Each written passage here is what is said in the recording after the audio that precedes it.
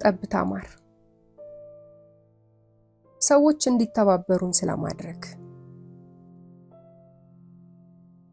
ሰዎች ከሚሰጡ ወርቃማ ሐሳብ ይልቅ ራስህ ተመራምረህ የደረስክበትን ሐሳብ ይበልጥ ታምንበታለህ? እንዲያ ከሆነ የኔን ሐሳብ ተቀበሉኝ ብሎ ሰዎችን ማስጨነቅ መጥፎ ነገር አይመስልህምን? ዝም ብሎ ሐሳብ ማቅረብና ሌላው ሰው የራሱን ፍርድ እንዲሰጥ ነገሩን ለሰውየው መተው አዋቂነት አይመስልህምን? ነገሩን በምሳሌ እንመልከተው። የአንድ መኪና መሸጫ ድርጅት ባለቤት የሆነ ሰው ገበያው እየቀዘቀዘበት ስለሄደ በስራቸው ደከም ያሉ ሰራተኞቹን ለማበረታታት ስብሰባ ጠራ።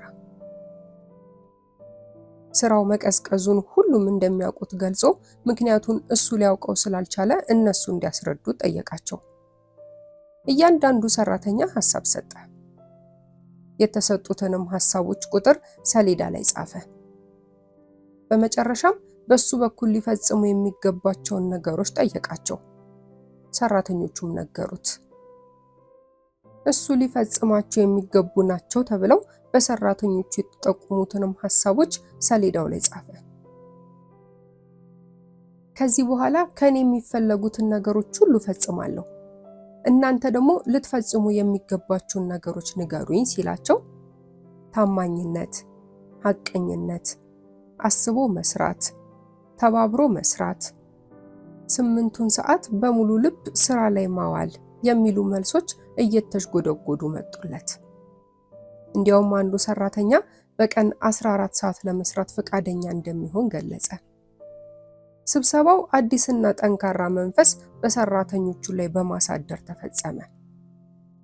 ከዚያ ጊዜ ጀምሮ ይላል የድርጅቱ ባለቤት፣ የገባሁላቸውን ቃል እስካከበርኩ ድረስ እነሱ ቃላቸውን ሳያጥፉ ስራቸውን ቀጠሉ።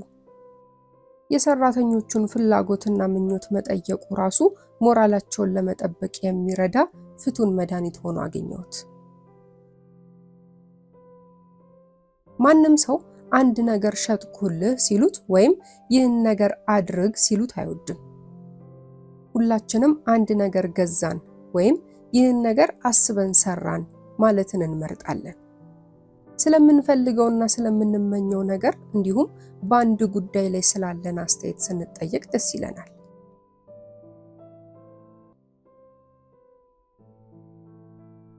አቶ ዌሰን የተባለ የልብስ ዲዛይን ነዳፊ 150 ጊዜ በተደጋጋሚ ዲዛይኖቹን ለአንድ የልብስ ስፌት ድርጅት ለመሸጥ ጥሮ ሳይሳካለት ይቀራል። በዚህ ጊዜ ዌሰን ጉድለቱ ከራሱ መሆኑን ይገነዘባል። ሰዎችን የሚያግባባበትን ዘዴ ይፈልጋል። በሳምንት አንድ ቀን እኔም ዘንድ እየመጣ ምክሮችን ይቀበል ነበር። ከዚያም የልብስ ስፌት ድርጅቱን ስራ አስኪያጅ ከዚህ በፊት ባልሞከረው መንገድ ሊቀርበው ይወስናል። አንድ ቀን 6 ያህል ያላለቁ ዲዛይኖችን ይዞ ሄደና ባለቤቱን ፍቃደኛ ከሆንክ አንድ ነገር ላስቸግርህ አለው።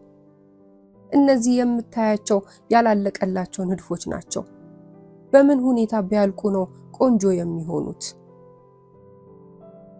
የድርጅቱ ባለቤትም ንድፎችን በዝምታ ለጥቂት ጊዜ ከተመለከተ በኋላ እስኪ እዚህ ተዋቸውና ሂድ፣ ነገ ስትመለስ አስተያየቴን እነግርሃለሁ አለው። ዌሰን ከ3 ቀን በኋላ ሲመለስ ባለቤቱ ስለ ንድፎቹ ያለውን አስተያየት ሰጠው። ከዚያም ንድፎቹን ስቱዲዮ ወሰደ። በተሰጠው ሐሳብ መሰረት ጨረሰ። ውጤቱ ምን የሆነ ይመስልሃል? የልብስ ስፌት ድርጅቱ ባለቤት ሁሉንም ገዛቸው። ዌሰን ይህን አሰራር ደጋገመው። ከድርጅቱ ጋርም የጠበቀ ደንበኝነት መሰረተ። ያለፈውን ጊዜ አስታውሶ ሲናገር ያኔ ለምን እንዳልተሳካልኝ አሁን ገብቶኛል።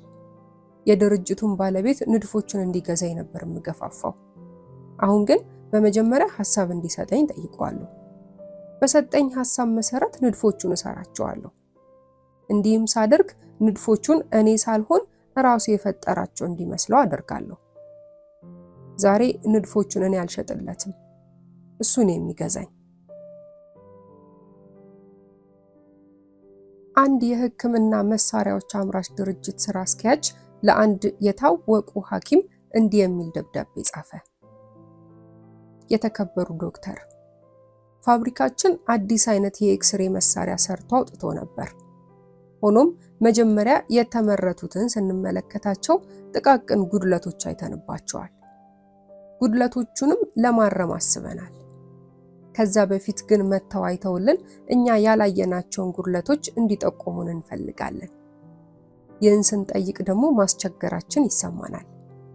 የሚመቾትን ሰዓት ቢነግሩን መኪናዬን ለመላክ ዝግጁ ነኝ። እንዲህ አይነት ደብዳቤ ሲደርሰኝ የመጀመሪያ ጊዜ ነበርና በጣም አስደነቀኝ። የመንፈስ ኩራትም ተሰማኝ። ይህ ደብዳቤ በደረሰኝ ሳምንት በስራ ተወጥሬ ነበር። ሌሎች ቀጠሮዎችም ነበሩብኝ። ስለዚህ አንዱን የምሳ ግብዣ ሰርዤ መሳሪያውን ለመመልከት ሄድኩ። የኤክስሬውን አሰራር እያጠናው በሄድኩ ቁጥር እየወደድኩት ሄድኩ። በዚያም ላይ ማንም ሰው ይህን መሳሪያ እንድገዛ ያግባባኝ አልነበረም። ስለወደድኩት ብቻ የምሰራበት ሆስፒታል መሳሪያውን መግዛት እንዳለበት ወሰንኩ። የመሳሪያው ጥራትም አሸነፈኝ። እናም ለሆስፒታል እንዲላክ ትዕዛዝ ሰጠው። ከዛሬ 2500 ዓመት በፊት በቻይና የኖረው ላኦትዜ ለሁላችንም የሚጠቅም አባባል ብሎ አልፏል። ወንዞችና ባህሮች ከተራራ ላይ የሚፈልቁ ምንጮችን ሁሉ የሚቀበሉበት ምክንያት ከምንጮች በታች ስለሆኑ ነው። ስለዚህ ምንጮቹን ለማስገበር ይችላሉ። አዋቂ ሰው ከሰዎች በላይ ለመሆን ራሱን ዝቅ ያደርጋል። ሊመራቸው ሲፈልግም ምሩኝ ይላቸዋል። ስለዚህም ምንም እንኳን ከሰዎች ቢበልጥ ትልቅነቱ አይሰማቸውም። ከፍተኛ ቦታ ቢሰጡትም እንደተዋረዱ አይቆጥሩትም። ስለዚህ ሰዎች እንዲተባበሩህና የፈለከውን እንዲፈጽሙልህ ብትፈልግ እንዲተባበርህ የፈለከው ሰው ሐሳቡን ራሱ ያፈለቀው እንዲመስለው አድርግ።